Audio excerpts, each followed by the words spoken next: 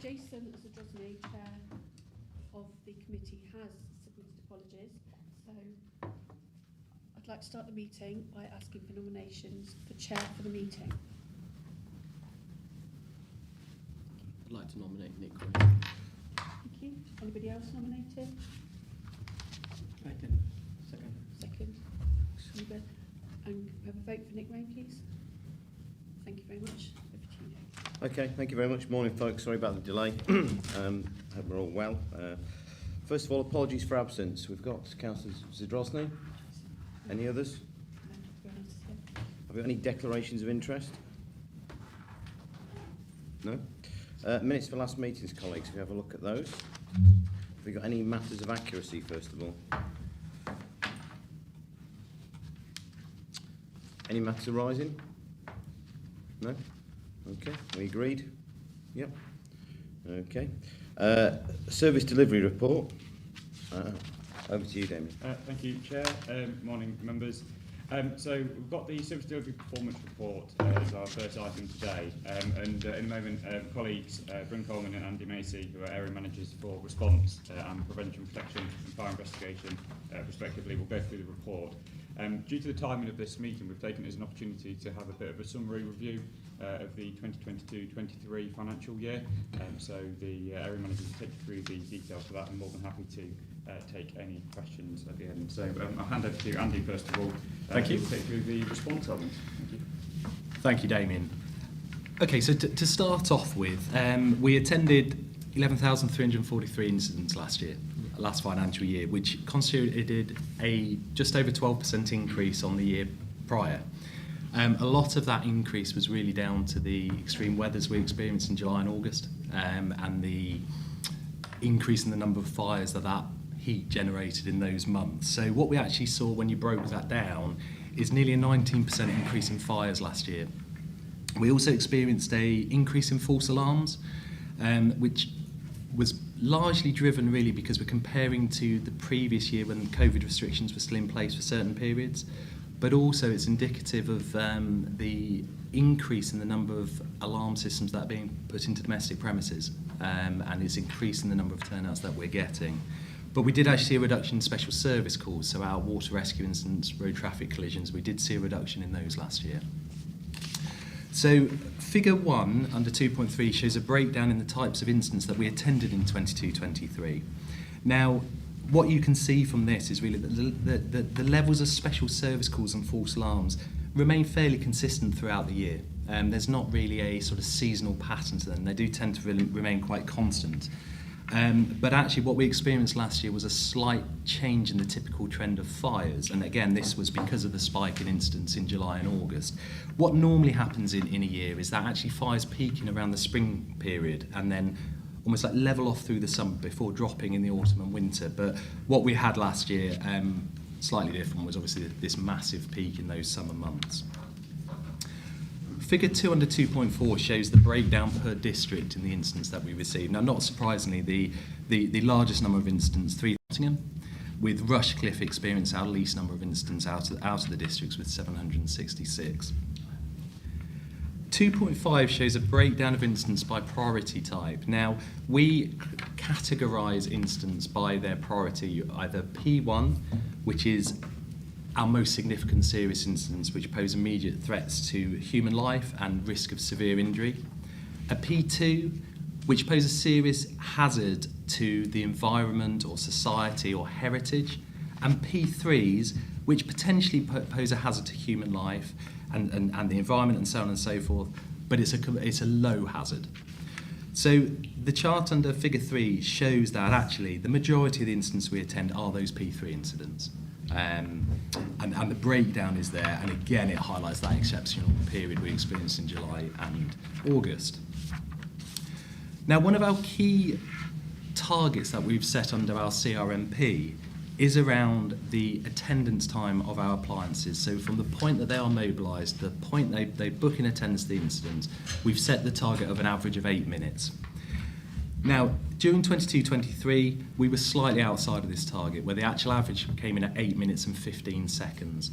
Again, the reason for that was that July and August period, where we had such an inundation number of calls that we had appliances attending incidents far outside of their normal typical turnout areas, so it increased travel times.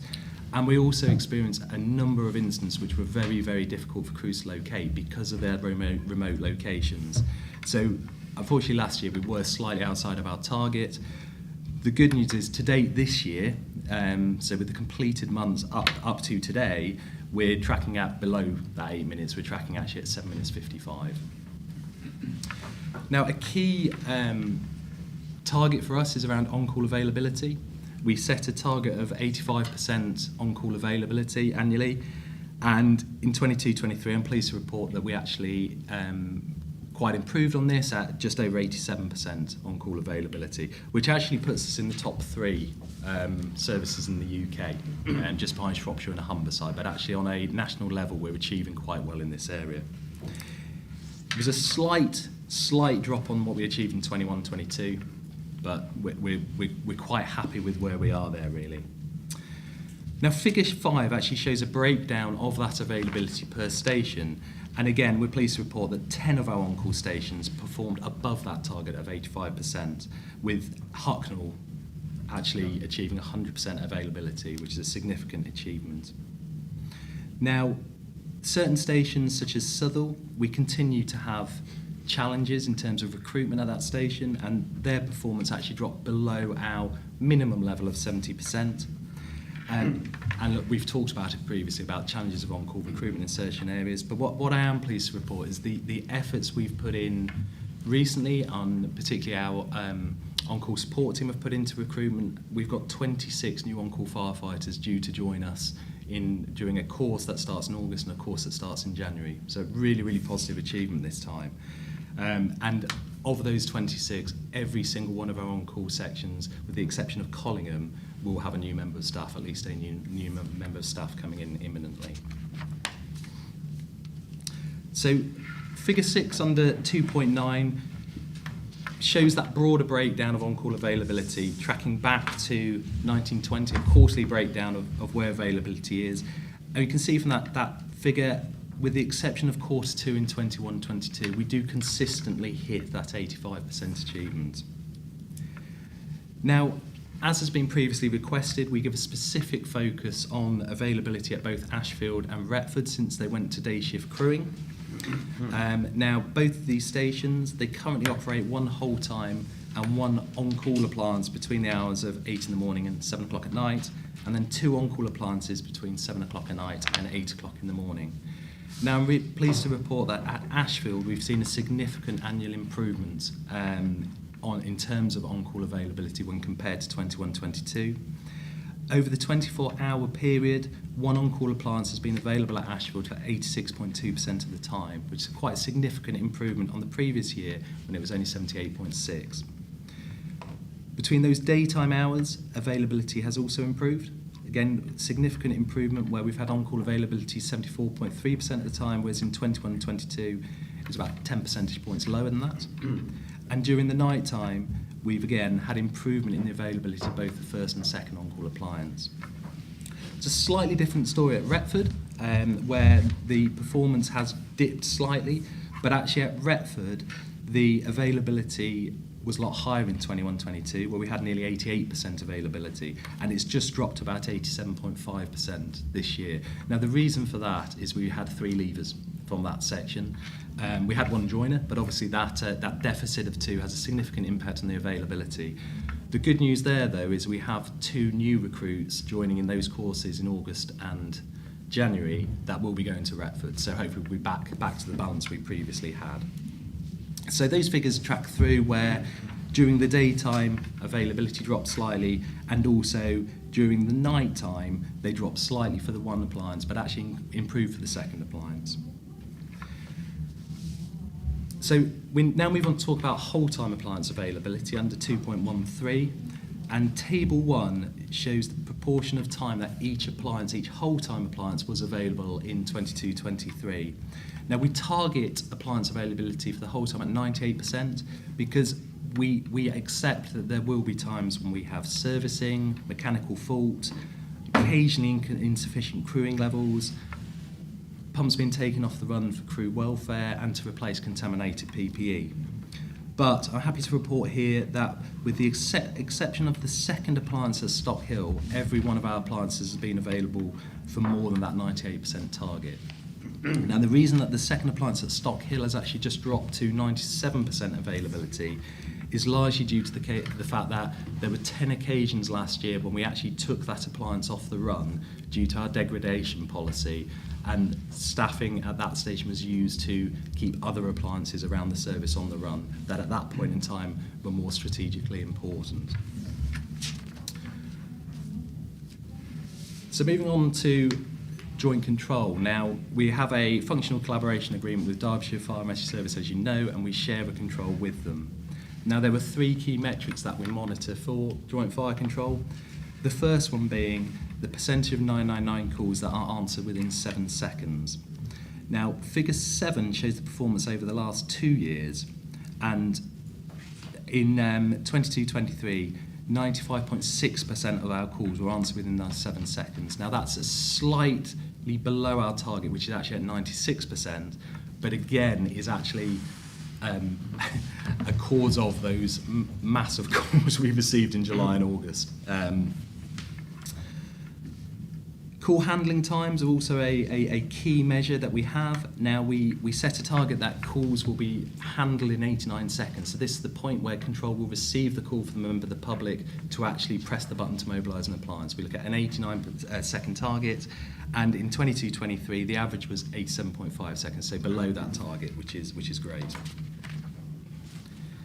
And the final metric we look at for joint control is around the mobilisation system availability.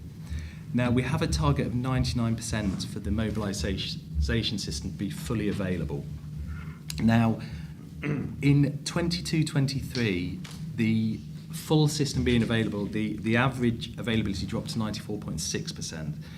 Now, what this actually is around, it doesn't mean that the whole system has fallen over and collapsed. It's certain elements of the system will have failed for some reason. Now, these are things such as loss of availability of pages for officers, and we have mitigation in place where obviously they can be contacted by phone. It's things like loss of mapping on a appliance MDT, where there are secondary backup systems that can be used for that. So I don't want anybody to be concerned that this means we have a complete loss of system, because that's not what these figures are showing. But we continue to work hard with Sistel, our mobilisation provider, to uncover what the issues are and to rectify them. And that is response. Thank you very much, Andy. If members are happy, we'll move on to the prevention and protection elements, and then there's an opportunity to raise any questions at the end, Chair, if that's okay. It's fine. Thank you very much. We'll hand over to Bryn Coleman, Area Manager for prevention, protection and fire investigation. So thank you. Thanks, Damien. So moving on to prevention then. As Damien's already alluded to, we're going to have the opportunity to sort of have a bit of an end-of-year review. If would you like a copy before we go on? Have we got a... Have you got any names? Oh, it's John. Yeah, thank you. Thanks, John, very much.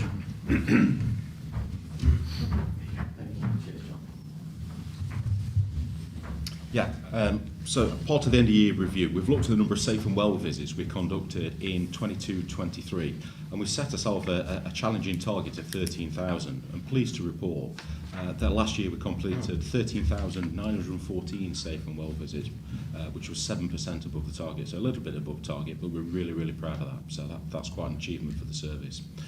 Of the safe and wells that we did deliver last year, nearly half, 47.2% with over 65s, and 39.6% were to those that identified as having a disability. That's really, really important, because those are the 2 key characteristics of what the service call our Charlie profile. And the key characteristics of the Charlie profile are those issues that are likely to cause people to come to most serious harm or even fatal outcomes in terms of a fire. So that really proves to us that the number of safe and wells that we're targeting are hitting the right areas with individuals concerned. In addition to that, we completed 447 fire safety interventions, 28 road safety interventions and 71 water safety activities, both by my team within prevention and Andy's crews in response.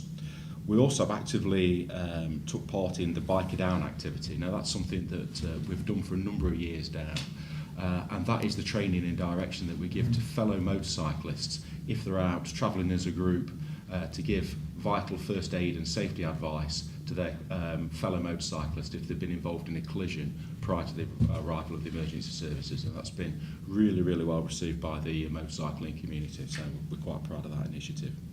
We've got a new initiative that we're going to be rolling out throughout this year, which is called the Safer Schools Initiative. Now what we're going to do is target schools that we think have got more of a prevalence of having a fire in their area, whether that's a secondary fire, grass, forestry, rubbish, etc., and really directing and targeting the operational resources and a prevention team to those schools in those particular areas that we identify as having a hotspot. So we've done some algorithms, we've done some data gathering, and we've identified those, the prevention team's aware, and we're working with our colleagues in response, have a plan together to get into those schools where we think we're going to have the biggest impact. In addition to all of that, we also work with supporting education initiatives and individuals that have a prevalence for fire starting, so arson, I suppose in layperson's terms. That scheme is called the Fire Setter Scheme. Now that's both firefighters and Nottinghamshire Fire and Rescue Service staff that work with these individuals to take them through a programme, a dedicated education intervention that looks at the causes of fire setting and hopefully puts them on a path where they don't engage in those activities any further. So that's the prevention roundup. In terms of protection, again, we had a challenging target of 1,200 fire safety audits. We fell a bit short last year in terms of that. We completed over 1,024 fire safety audits across our communities, which was 14.7% below target. That said, it's still the most the service has ever achieved in any one year. We missed the target, as I say, of 1,200, mainly because the establishment of fire safety inspectors is down. If we lose a fire safety inspector, it takes 2 years to train that individual up to become competent and qualified again. And it's quite a competitive marketplace out there. So we really, really do take a hit when we lose one individual, because it takes that considerable period of time to get them up to speed to be able to take independent audits again. And quite rightly so, due to the professionalism that's required of those individuals. So in addition to the 1,024 fire safety audits, the fire safety inspectors shadowed 121 inspections that were undertaken by the response crews as part of our business safety check process. Now the business safety check process is probably lower profile in terms of the risk that would be attributed to smaller shops sort of and lower level industrial premises where our operational crews go. They're just getting this is a relatively new initiative in terms of doing the business safety checks.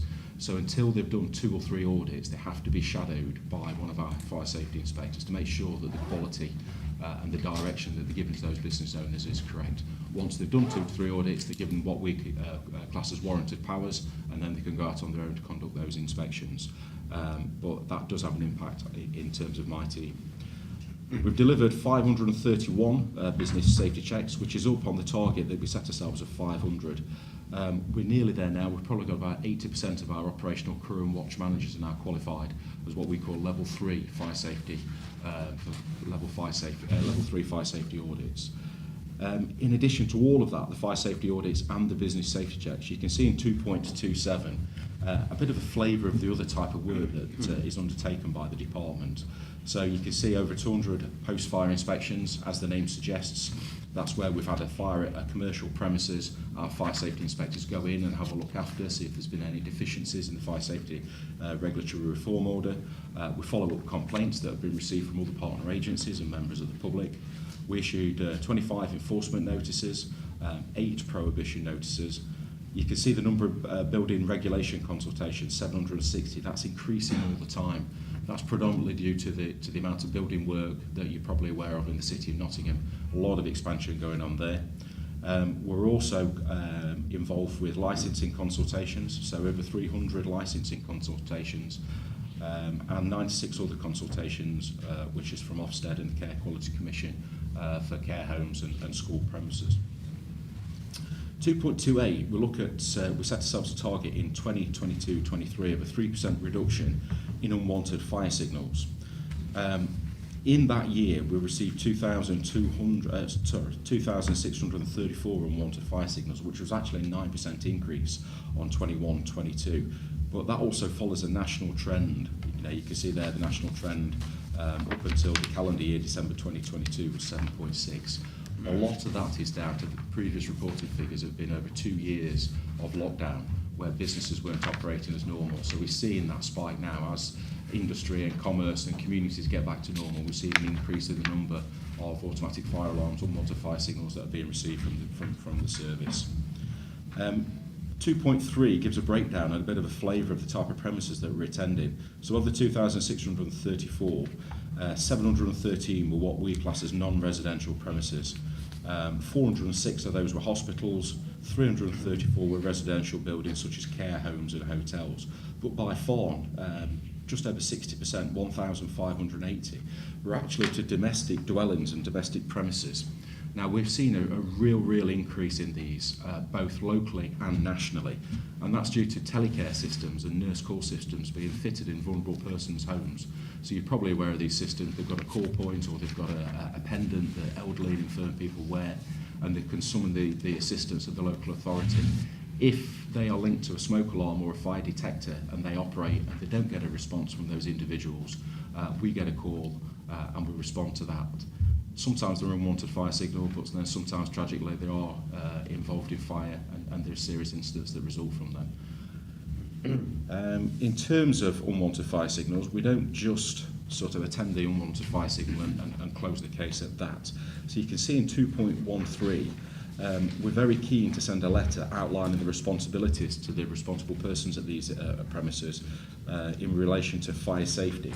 If they get 4 alarms in a year's period, we send a business education advocate that can guide them, can give them further advice in terms of maintenance of fire alarm systems. If we get 6 occurrences, then we undertake a full fire safety audit by a fire safety inspector, because what that's saying to us is there's poor practices in those businesses, there's poor maintenance of the system, and they may have other inherent issues in terms of the fire safety regime in those premises. 2.32, we report on the number of lift rescues. So we had 177 lift rescues, or lift releases, as I suppose they're more properly termed. That's where lifts break down in commercial premises. The individuals are trapped in there or marooned in the lift, can't get out, and they require a fire and rescue service. We did see a decrease, 7.3% decrease, and we set ourselves a target of trying to reduce those lift releases by 3%. 2.33, the Joint Audit and Inspection Team is a collaboration between the service and Nottingham City Council, and this was on the back of the Grenfell tragedy, where we've joined together with the city's environmental health team and my fire protection fire safety inspectors, and we targeted the number of buildings above 18 metres predominantly in the first instance. And in the reporting period that we're looking at, we did 22 inspections and 25 re-inspections, and you can see that's a lot of flats. Near 2,500 flats we've conducted inspections on all buildings that contain those flats. The inspections have so far covered 190 buildings in total. We've still got 21 buildings above 18 metres and 273 buildings below 18 metres that are still scheduled for inspection. So there's still quite a lot of work to do, and there's a lot of issues that these inspections are raising. You may be aware that the Building Safety Act has now received royal assent, and the government's been consulting on the implementation of the Act with the wider sector. And we now fully expect the implementation to occur in October of this year.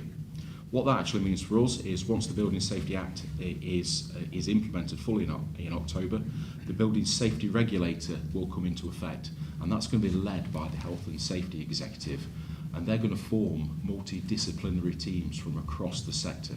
So we're going to have Fire and Rescue Service personnel, local authority and the Health and Safety Executive to enforce the new Building Safety Act. They're going to adopt a regional model, and for the East Midlands region it's ourselves and Leicestershire that are going to lead the East Midlands model, and that's purely predicated on the number of high-rise buildings that we've got both in Nottingham and Leicester. Lincoln and Derby have significantly less high-rise buildings, so the risk really sits with us in Nottingham and Leicester. in addition to the Building Safety Act, there's a lot of regulation that's coming around at the moment in terms of the fire safety landscape. So the Fire Safety England regulations, they came into law on the 23rd of January, and they place new statutory responsibilities on responsible persons, particularly for buildings above 18 metres in height. What in essence that means is that they need to provide information of the building to us, the layouts of the rooms, the layouts of the floors, they need to provide electronic plans and maps. They need a premise information box outside, so when our fire crews arrive, they can actually have immediate information that gives details of the building. And again, that's a legacy from Grenfell. When the London Fire Brigade arrived at Grenfell, they didn't have information on the building, so that's what the new Act has basically been brought in for, so they have better intelligence on those buildings. You can imagine there's a lot of changes to legislation, so one of the key areas that the department is doing is trying to communicate with the business community about the changes so that they're aware. There's no point us going around and auditing, inspecting those premises if they're not aware. So we do try and communicate the changes, we try and raise the profile of those when we're going around. And I suppose in essence what we do is inform first and enforce after. We're not going to go in with a heavy hand initially with new pieces of legislation. We'll try and get them to comply in the initial phases of that. The service also plays an active role in developing new guidance and legislation. Myself and the fire protection team are regularly involved with the National Fire Chief Council, and we look at contemporary issues that are coming through from the new legislation. One of the main issues that we're getting at the moment is the consultation in terms of buildings above 18 metres. Now the UK is one of only 2 countries in the world that allow buildings above 18 metres with only a single staircase for means of access. Again, it's a nod back to Grenfell where they only had 1 means of escape. The issues that causes us is that firefighting and rescue operations have to take place in the same staircase that we're expecting members of the public to evacuate from. And anybody can see that causes problems. So we're trying to lobby for all new buildings above 18 metres to have 2 means of escape from it. So it allows us to firefight and rescue, and also unaffected people in the building can safely evacuate. And I think that's it, Chair. Thank you very much indeed for a report. Have we got any questions, colleagues? More comment. Brilliant report. Thank you. Thanks. Really good. Thank you. Both, yeah. Yeah. Any other questions from the top? No. With regard to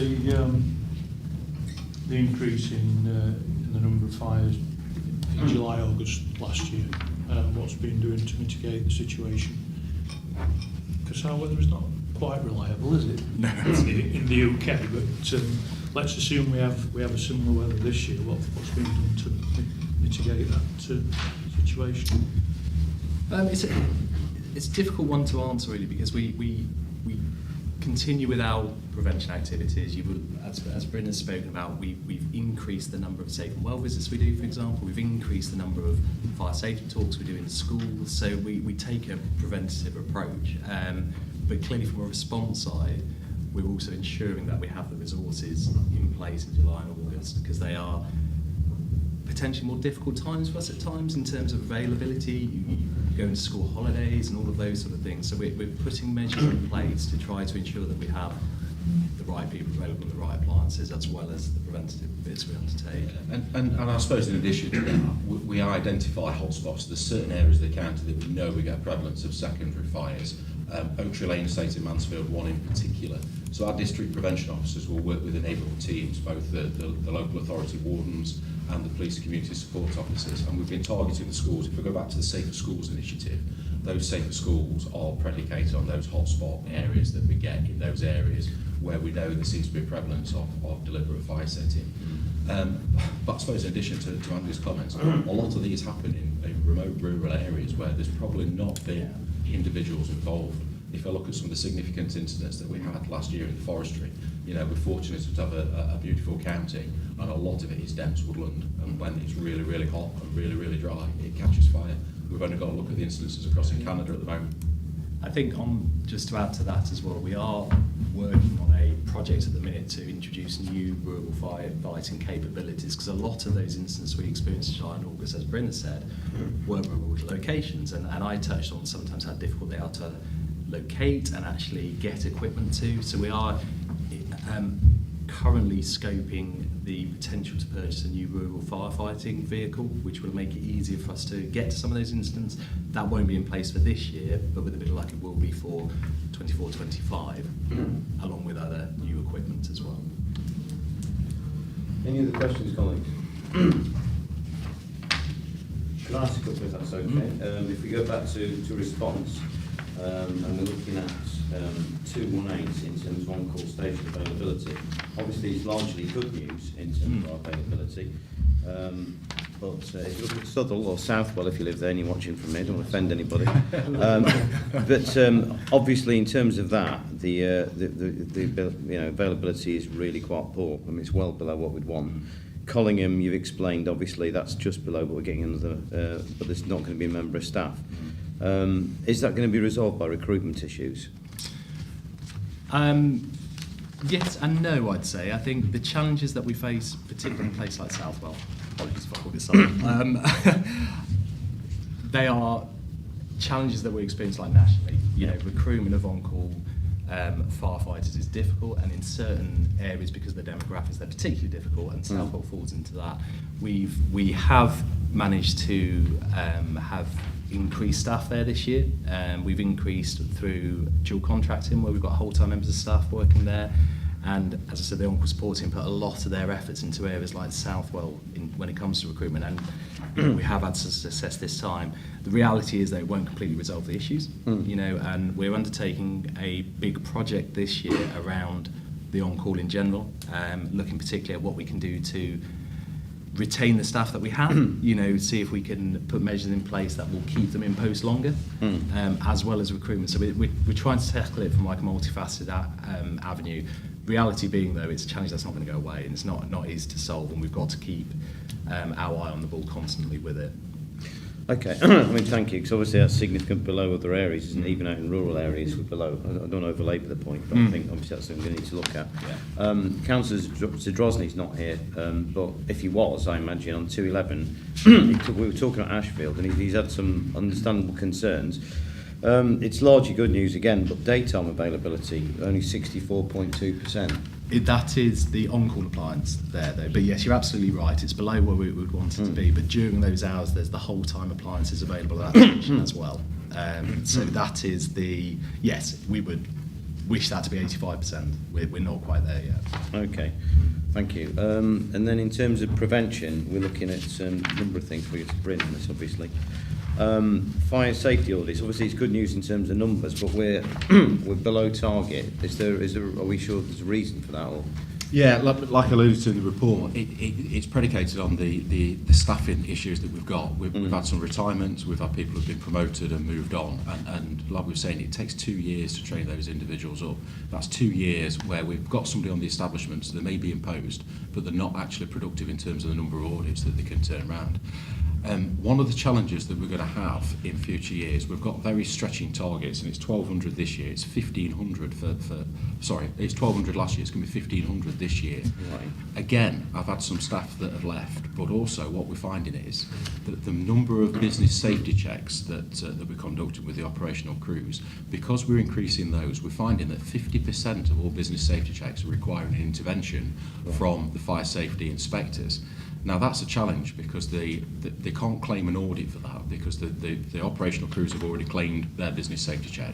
They're flagging up issues, quite rightly, that they've got challenging fire safety issues. So the fire safety inspectors are going along to assist, and they're looking at enforcement and prohibition activity.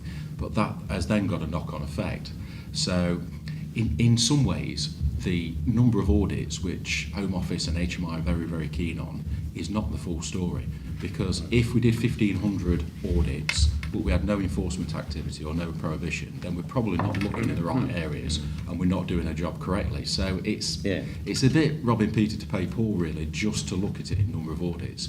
My protection team have a particular issue when we've just got one metric, which is a national metric of number of audits. Because like we said in 2.27, if you look at all the other work that they've got, which is not a key performance indicator, they spend a lot of hours doing that statutory responsibility, and it's almost brushed to one side because we're focused purely on number of audits, not number of prohibitions or number of enforcements, and all the rest of the work that they do. But that's not a Nottinghamshireism, it's a national target that's driven to us, and it's something that nationally we're trying to push. That's not the whole picture. Okay, so thanks for that. Puts it into context. In 230 is what we talk about unwanted fire signals. Yeah. There are other colleagues we've previously talked about issues about responding to them in hospitals and what we should do about that going forward. Obviously, we've got an increase, I understand why, but also you were saying in domestic dwellings and sometimes with vulnerable adults. And you were indicating that's because possibly other services haven't got to them, so as a result, the fire service comes out. We're finding that there's more care in the community, and more people want to remain in their homes for longer. You know, we're getting an increase in elderly in society, and those elderly people, quite rightly, want to stop in the confines and the comfort of their own home. Now, to facilitate them to stop in there, as opposed to going into a dedicated care facility, local authorities and care providers are fitting the telecare systems, nurse call systems. But that, again, has got a knock-on effect with us. You remember the report that we brought in January that was based around our hospitals or well-maintained regimes. These, the domestic dwellings, we would be really reticent not to attend, because we've sadly seen some fire fatalities that have resulted from an unwanted, well, it wasn't an unwanted fire signal, it was an alarm signal from these that triggered a fire service attendance, and nobody else had raised the alarm. So they are really key that we do keep attending these most vulnerable in society when these alarms do occur.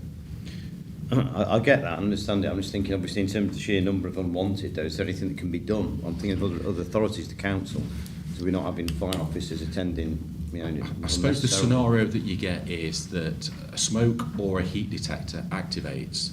They immediately then go open line to the individual. If they don't get a positive response from that individual, who may be out in the garden, who may be, you know, in another room, may be hard of hearing, they immediately phone us. So it is really, really difficult to say, if the alarm's gone off and you don't get a response, don't send us. Because our history in the last 12 months said that, unfortunately, we've had 2 fatalities from those scenarios, where unfortunately those individuals have been on the floor, have been, you know, trapped in a fire, and that's why they're not responding. Okay. So it's a real challenge. The Jake work looks particularly good. So obviously we're proud of that in the city and going forward. I'm just wondering, in terms of the other buildings, we're going to be able to get around those 21 buildings this year? Well, and yes, a lot of that is linked with the Building Safety Act. So we think that the multidisciplinary teams from the Health and Safety Executive are going to take some of the heavy lifting off us for buildings above 18 metres because of the new statutory responsibilities that's going to come in. Interestingly enough, that the new multidisciplinary teams are taking staff from the City Council and from myself to furnish those teams, because there's a finite number of qualified individuals, and both myself and the City have lost 2 individuals to that new team. The new teams, yes, are going to be regional, but the Health and Safety Executive have indicated that they're going to give them to areas where they've got the highest need. Now, that could be London, Birmingham, Manchester, where they've got the highest prevalence of high-rise buildings. That causes us a concern, because those qualified staff that we can't replace both at City and County, both City and Fire and Rescue Service, with individuals that would have been inspecting those 273 buildings below 18 metres. And like I touched on before, it's going to take me another 2 years to train that individual up to then be competent to do those 218. It's been the same for colleagues ever since I've been on the fire Yeah. We have this problem with training up the fire safety inspectors. Devontae. Just going to come in on that. You've got like a pipeline of people that are kind of ready to go, forward plan, where maybe you're planning 2 years in advance, then there's a cohort there, and you just keep getting them ready just to make sure the shortfall doesn't happen. So we have a career pathway in protection. So the business education advocates that we're going to rename fire safety advisors are probably the lowest qualified within the department. There has been a natural pipeline of those individuals gaining their level 3 and then being promoted, gaining experience at being level 4 and going through that way. And that does reduce the pipeline. That does reduce that 2 years down to probably 12 months, 18 months, etc. But it's very difficult to have an expanded pipeline of individuals that are not qualified already within the system. The government keep giving us grants each year, protection uplift grants, but they're only a 12-month grant. Now, one of our pushbacks to central government is it's very difficult to have a long-term pipeline and a planning process when the funding only comes every 12 months. So that's a bit of a challenge for us at the moment. So yes, there is a limited pipeline. That has been working, but it's very difficult because you can't always plan for these individuals that get better high-paid jobs elsewhere. I was going to ask also, is there a plan of a system of doing that, that if the funding is extended more than 12 months, that is on paper ready to go? There is absolutely that. Yeah, we've got a plan of what we want to spend with the money, and it doesn't have to be spent in years. So if I've recruited a fire safety inspector last year, and with the over 100,000 that we got from the government, that individual will be in place for the next 2 to 3 years from that funding. So it doesn't have to be spent in year. So I have got that sort of legacy, that legacy. And share that document. That'd be fantastic. Yeah, absolutely. Thank you. Yeah.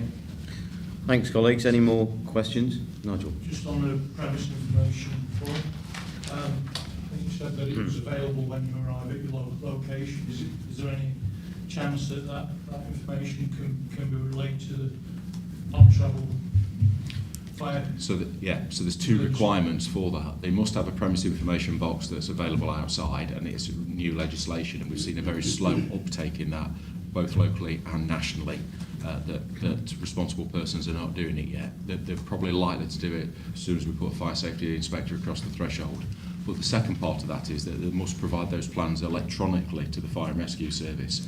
So those plans that are then available onto the fire appliance as we're en route on our mobile data terminal. So yeah, it's a two-tier approach. Thank you. Any further questions, colleagues? The recommendation is just for us to note this report. We're happy to note the report? Yeah, thank you. We move on to His Majesty's Inspectorate of Constabulary and Fire and Rescue Services, areas for improvement. Thank you, Chair. I'll take us through this paper. So, for new members to this committee, just a little bit of a background. So, in 2021, we were inspected by Her Majesty's Inspectorate at the time, which is now His Majesty's Inspectorate, and they carried out a full and detailed inspection of Nottinghamshire Fire and Rescue Service. As part of that, in September 2022, members were presented at full authority with the outcome report, and as part of that, there were 4 areas for improvement highlighted by the inspectorate during that visit. And just for context, in our 2018 inspection, there were 24 areas of improvement, reduced to just 4 in the latest inspection. Now, the approach that the authority approved was that each one of those areas for inspection would be delegated to a committee to have oversight and scrutiny in terms of progression against those. And for Community Safety Committee, 2 of the 4 areas for improvement were delegated to this committee. So we have 2 areas for improvement that members will be updated on and can be assured against progress with. And they are area for improvement number 2, which is that the service should assure itself that its risk-based inspection programme prioritises the highest risks and includes proportionate activity to reduce risk. So the risk-based inspection programme is what Bryn's just been talking about in terms of how we prioritise the businesses in Nottinghamshire for inspection by our fire safety inspectors. The other area for improvement is that the service should ensure that when responding to a 999 call, mobile data terminals are reliable and allow staff to access risk information. So the point you just made, Councillor Turner, around crews being able to access maps and risk information, that's the tablet document or software and hardware in a fire engine that crews can access when they're en route to an incident, so they know what they're facing. So those are the 2 areas of scrutiny and areas for improvement, and they were both really put forward by the Inspectorate in order to monitor the progress that had already been made by the service in those areas. So item 2.4 onwards in the report, first area for improvement, area number 2, around the risk-based inspection programme. The committee, Community Safety Committee, updated in January of this year around the intention of the service to collaborate with Nottinghamshire University, and a PhD student from the university is actually undertaking an external evaluation of our risk-based inspection programme, and that work is due to report at the end of May. There is a slight delay to us receiving that report, but that work is ongoing. The work is on track for a full report to be presented, and members will be given an update on that in October at the next Community Safety Committee. So we are happy with the progress in that area, and work continues internally in the service to make sure that our risk-based inspection programme is fit for purpose and working effectively. The other area for improvement is around the mobile data terminals, and the service is continuing a rollout of new MDTs, mobile data terminals, to all fire appliances. Now, that's currently been trialled at 2 stations. We're getting feedback from our operational crews. We're getting feedback from our risk and assurance team as well to make sure that they work effectively. Once that is assured, there'll be a rollout, and that rollout is being coordinated as part of the tri-service approach across Derbyshire, Leicestershire and Nottinghamshire. So we'll have similar devices and access to risk information in terms of that.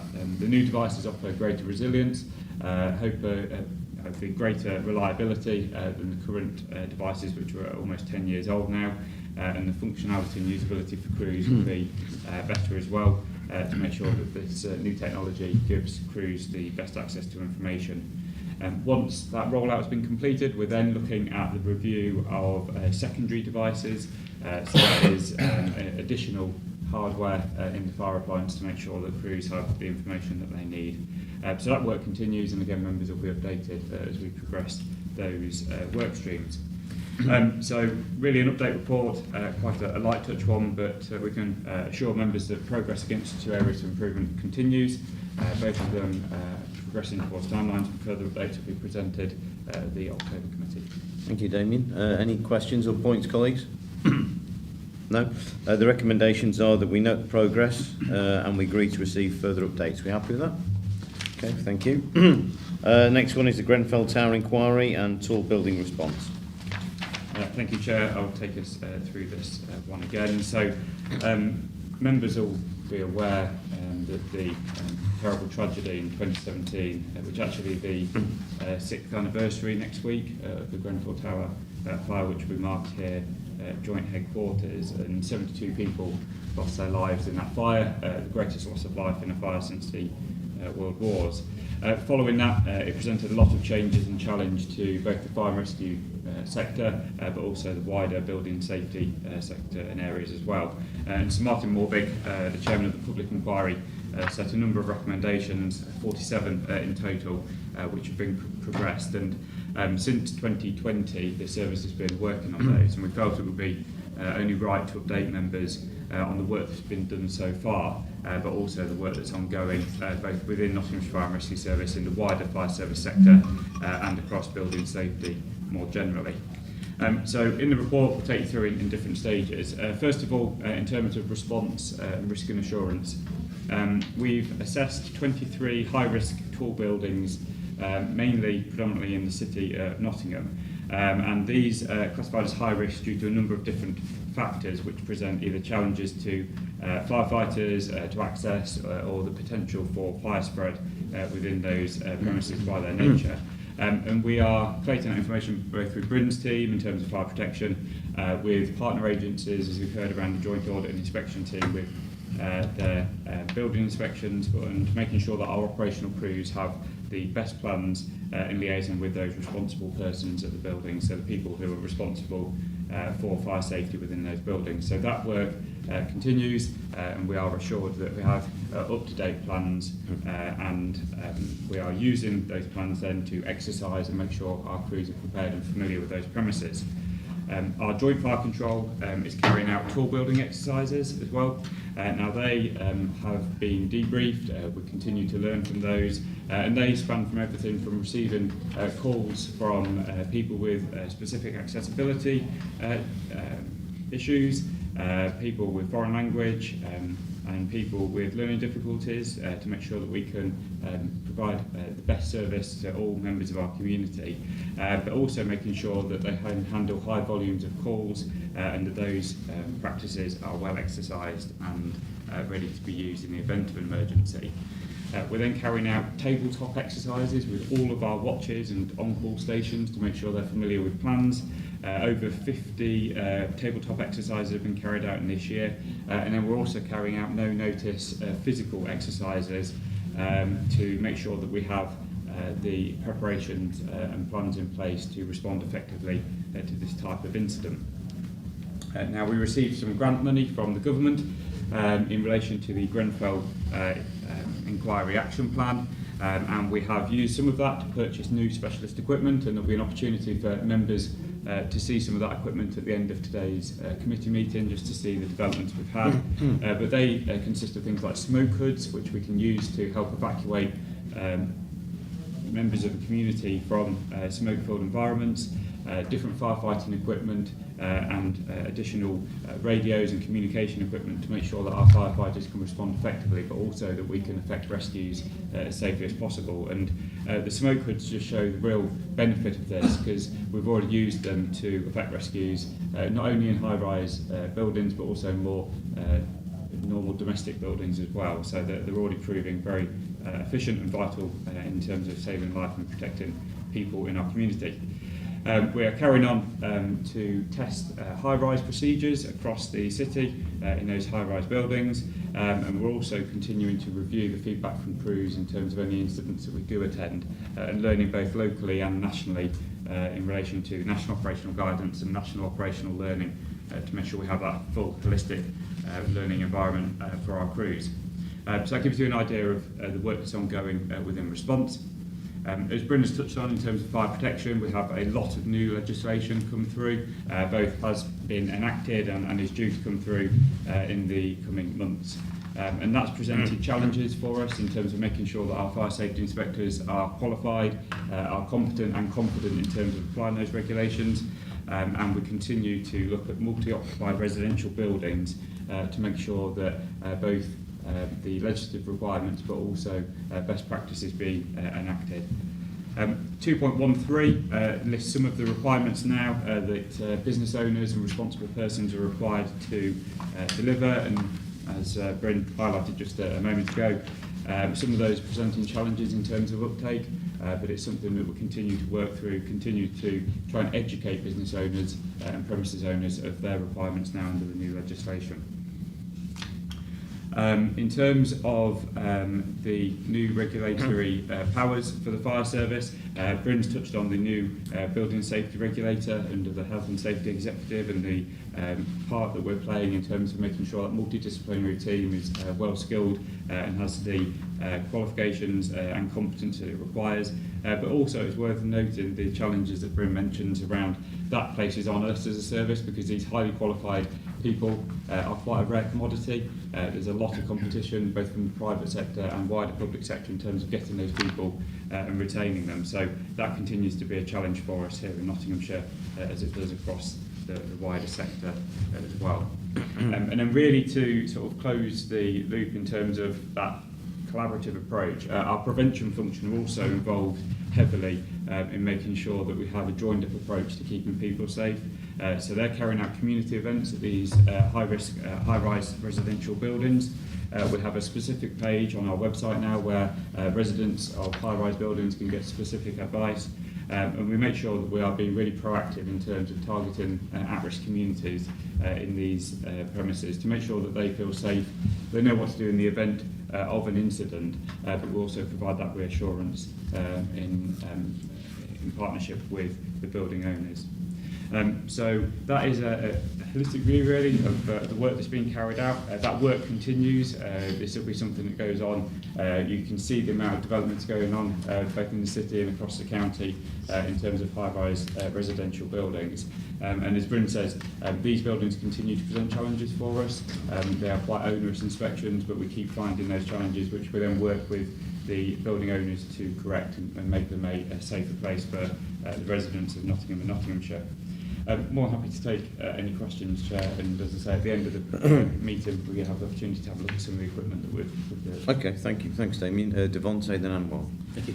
Sounds like you've got some really good traction on it, obviously 6 years on from the original incident. Are there any buildings that are currently owned by private landlords or organisations, housing developers, that aren't really compliant to some of the required standards? And over the last 6 years, if you obviously I'm kind of playing catch up, has there been buildings that have had redevelopment work to make sure that the cladding, etc., meets what's required in terms of preventing fire? That'd be really interesting. Yeah, absolutely. So after the immediate Grenfell tragedy and the incident, there was a lot of focus over the next 12, 18, 24 months, and a number of buildings were highlighted with the ACM cladding that was particularly involved or related to the Grenfell tragedy and the fire spread on the external cladding of that building.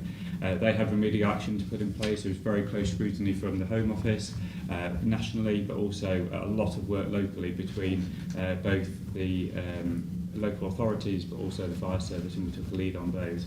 They had specific action plans put in place. Funding's been provided to assist in the removal of those, and that is work that's continued, and with those properties have been addressed, and the removal of that cladding, remediation of those properties.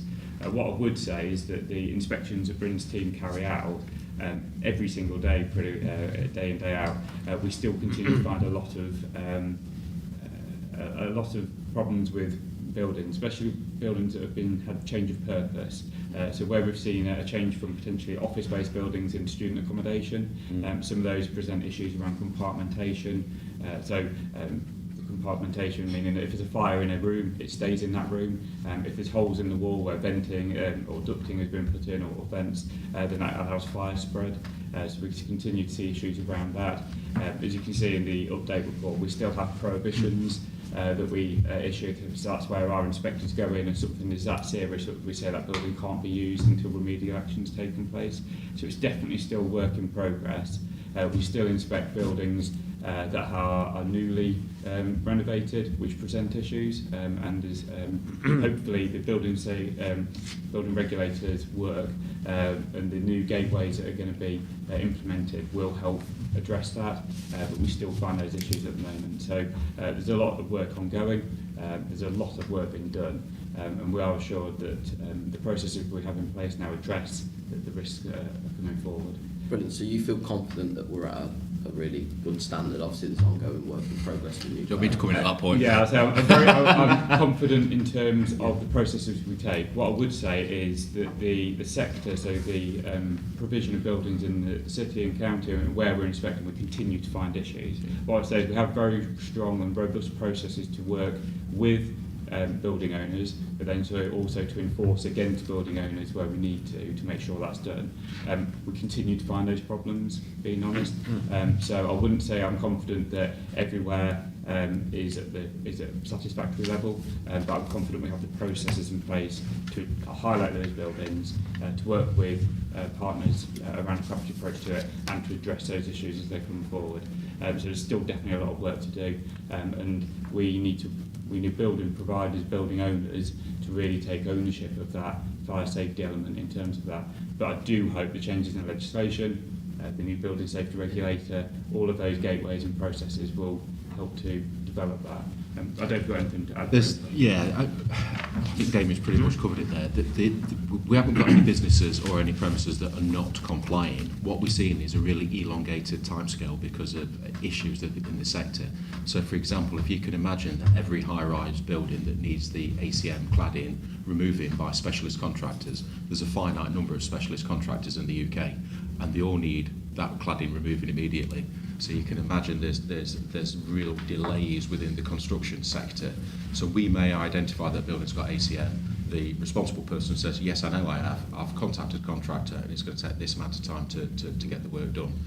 And we work with them at that point. So it is really taking a long time to get a lot of this work done, a lot longer than we would have hoped. But from their point of view, we've got to be reasonable with the individual that would say, well, we can't get anybody to do the work. Yeah, we get that. One thing, Councillor, an update we had this week is you may have seen in the media around waking watches being put in place. So this is where a building presented a high risk, they employed an individual to carry out a waking watch who could summon people who were asleep in that building at that point. And this was an interim measure put in place by a number of properties. One of the updates we've had this week is that now in Nottinghamshire there are no longer any waking watches in practice. They've all been replaced with either alarm systems or remediation within the building to mean that they're not required. So quite a big step when you look nationally. The prevalence of waking watches that are still there, there's been grant funding just issued by the government to try and get rid of those and have proper systems put in place. But in Nottinghamshire, all of the buildings where we did have that have already been remediated, or all of the processes in place. So we're in a good position with that. Anwar. Actually, you answered one of my questions about the cladding. Can I ask one simple question? Because I see the community events have been carried out, 23 high-risk tall buildings. Is it the local or national or the Nottingham? Just local, mainly in Nottingham City. So that's a prevention element of that as well. So where our protection team highlight a high-risk building, we share that information with response crews to make sure they can respond to the incident if one occurs. But then also with Bryn overseeing both prevention and protection, we make sure there's a joined-up approach. And that's sometimes just down to door knocking, going to seeing residents, having an event in communal areas, and providing specific information around what to do in the event of a fire, how to be aware of the evacuation processes in their premises, understanding and giving that reassurance to people in terms of what to do in their homes. So that's in the city predominantly providing that information to people. And they're listed. We keep regular contact of where those premises are. We make sure we review that, and the protection team, if we highlight issues in a building, we will continue to monitor progress against that. Where progress isn't made, we then look at more enforcement action, but we work with the building owners and keep a record of what's going on in those buildings. Yes. And send more fire appliances to those buildings, so our operational crews, we send more than what we would normally to those buildings that are in special measures. Just the higher risk. Because they're high risk. Thanks. Nigel? Just following on from that, you've assessed 23 high-risk buildings. How many do you have? In total, high-rise premises, there's about... So there's 23 that are classed as high risk that are still outstanding. I think it's in the region of 300-400 within Nottingham. And the national. Just Huge. the second question about smoke goods. Yes. Sound excellent. It's a piece of kit. Are there plans to purchase more? So we have them on every frontline fire engine now. We've rolled that out, so it's been... So no need to... Yeah, so we've got them, they're available at every incident, and some of the times we've used them now are in just domestic two-storey property where we've effected rescues, and that comes from feedback learning from the Grenfell Tower fire, where firefighters removed their own breathing apparatus to put on members of the community to get them out of that premises. We've now got, and we'll show it then, the ability to give these smoke goods to people, very easy, quick to fit, gives them fresh air that they can breathe, we can get them through a smoke-filled environment and out to safety. And they've already proved vital in terms of effective rescues, so really good. Similar to what we were in Chicago Fire. Yeah. I've not seen that. Okay, thank you. Any more questions here, folks? Could I just ask one, because obviously in terms of if people are watching this in the public, and the thing they're going to be interested in the headline is, as you've identified the 23 high-risk buildings, we've not named them, and obviously you don't want to cause alarm, but obviously if in terms of the public files out there, I'll be thinking, well, for a start, where are they, what's the implications of this? Because if you're a resident in one, there's the fire safety, obviously, the appalling tragedy at Grenfell. Then there's also the cost. If we do enforcement, who's going to be paying it? Because quite frankly, obviously, people have purchased these flats, and a lot of them are owner-occupied. There's a potential massive cost and an issue of people, and then people moving into them if they're not mobile, etc. I mean, I've been around a few in the recent election canvassing. A lot of people live in some of these flats. Their English isn't particularly good, and some people clearly aren't that mobile, as you've identified with. So it's a question really about in terms of what do we do in terms of public awareness. You're saying we go around the flats themselves. Do we make people aware of them? I mean, how do we actually identify these? And then what are going to be the ramifications of people in terms of, I might decide to purchase a flat, somebody might in one of these places, totally not knowing that they're not compliant. From a layman's point of view, obviously, I go to watch Notts County. Every time I'm going south of the station, there's more and more high-rise buildings with students in near our station on London Road, isn't there? And I'm thinking, well, these must be quite high risk, given the nature of the buildings and where they are. So, sorry if that's a bit random. I'll bring Bryn out. I will just say that I have absolute assurance that if the level of safety in any of these buildings was at where it presented immediate risk to any residents, to anybody within those premises, we would prohibit them, and there wouldn't be people in those premises. So I give absolute assurance of that. Where there are areas for improvement, where we're working with them in terms of either informally or formally through a formal engagement, so through the regulatory powers, we will continue to make sure that they are a safe standard, and the absolute priority is the safe standard of our residents and citizens. But bringing us. So in terms of the 23 buildings, the residents of those 23 buildings have a direct sort of community engagement events taking place from response, prevention and protection. and what we've given them is bespoke fire safety advice depending on what the issues are in that particular building.